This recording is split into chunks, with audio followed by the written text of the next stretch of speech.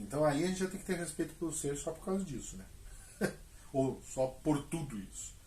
Mas que eu vou experimentando essa realidade que está me circundando a todo momento. Então, um método de pedagogia ele precisa absorver que isso é consistente e que eu não posso tirar isso da criança, porque eu tirando isso da criança eu tiro a liberdade do conhecimento da criança.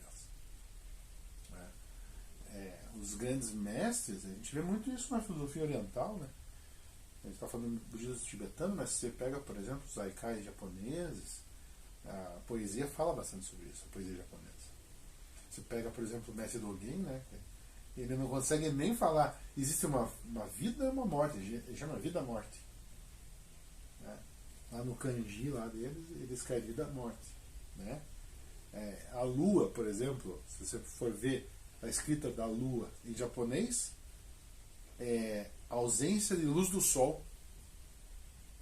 Então as coisas elas são inteiriças, né? Elas são íntegras.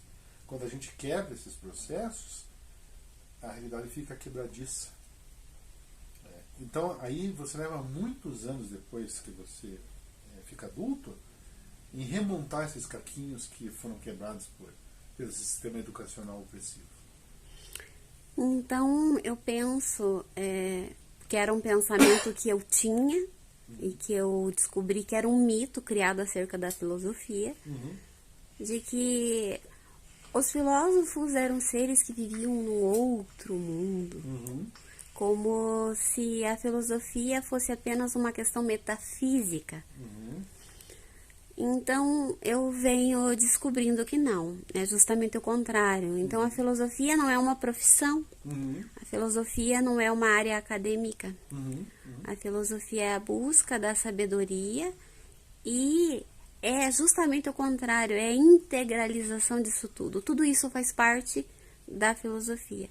Então você estudar filosofia, você adentrar esse mundo da filosofia, é você ter um olhar, desenvolver um olhar cada vez mais íntegro nessa busca.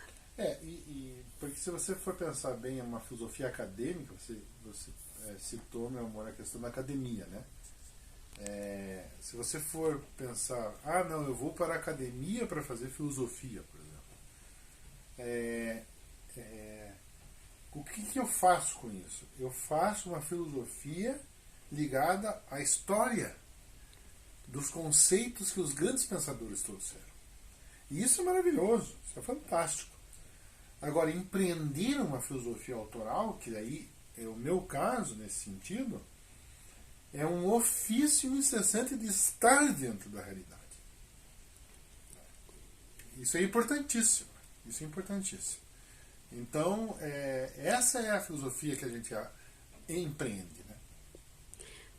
Agradeço as respostas, meu amor, meu mestre de filosofia, e quis gravar para compartilhar com aqueles que querem ser seduzidos também pelo conhecimento. Obrigado. Ai, quer ver que não gravou?